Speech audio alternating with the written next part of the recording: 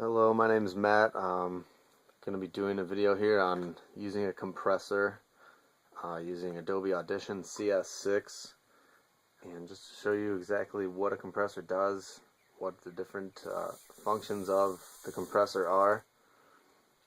And so we'll be using a drum track. One of the things I typically use a compressor the most on is a drum track. This is already a pre-recorded drum track, and it's probably already heavily compressed, but I'll just use that to show you, exactly what a compressor can do. So here we have our threshold, which this, as you can see, it moves the level, this line here, up and down. It affects that number, the decibels. And what that does is it sets the relative level where the compressor will actually start kicking in, where it will actually start compressing. And the gain here, this is so you can add volume, because when you compress you're typically taking away level, so you're making it quieter. So you can use this here, you can increase the gain to be the overall, or you can decrease it. Basically to make up for the level that you lose after you compress. The ratio here, basically what that does, you can see it's at 1:1. That's where it's not compressing anything. Where the higher you go, basically this is input to output ratio. So the level, the one you affect here is your input. So you say if it's, if I set it to say 3:1, then for any level that's going into it, that ratio is going to be reduced to 1/3 of the volume that you put into it. And so that's where the gain input would affect that. Then basically the attack, this is how quickly it reacts. So you can think of a compressor as like a fader, where you actually manually adjust it with your hand, but when you set it up with the compressor here, basically it does all that for you in theory. This is what it's doing. It's actually adjusting a volume fader. So what the attack does is, how quickly is it reacting to the change in level, and the release, the same here.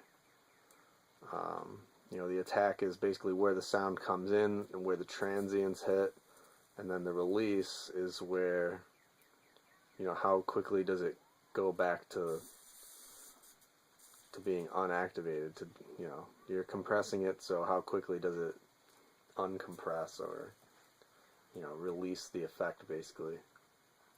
So I guess I'll just play with I'll hit play so you can hear the drum track, and then start adjusting these so you can see what I was talking about.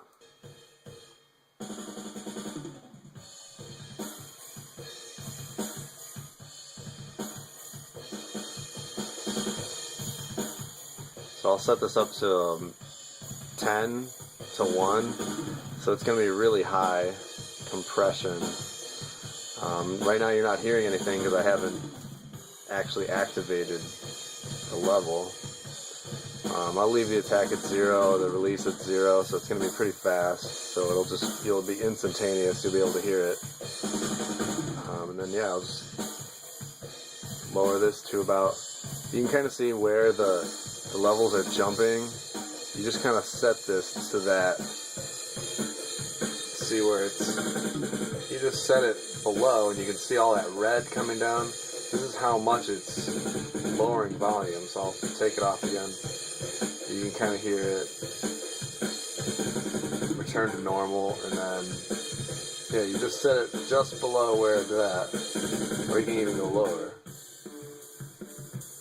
You can hear the effects of the compression. I mean, that's pretty much flat right there. There's really no response happening. As you can see with the red, basically there's no difference in sound right now. then you can put it back closer to that range. And again, this track is already pretty heavily compressed.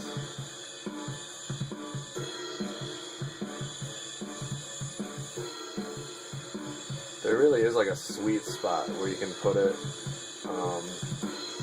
where it's actually going to sound the best. It's, you know, before you start compressing it, it's going to sound pretty, there's going to be a lot of dynamics. It's not going to sound, you know, like you're used to hearing recordings on CDs.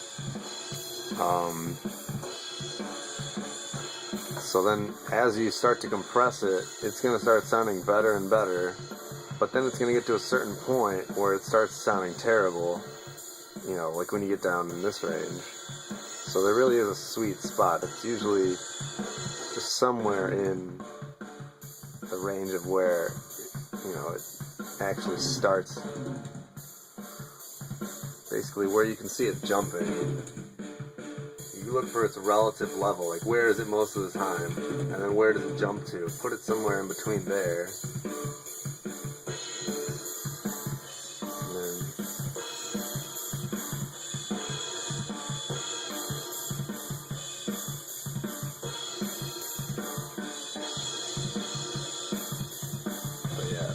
That's what it does. That's what a compressor does.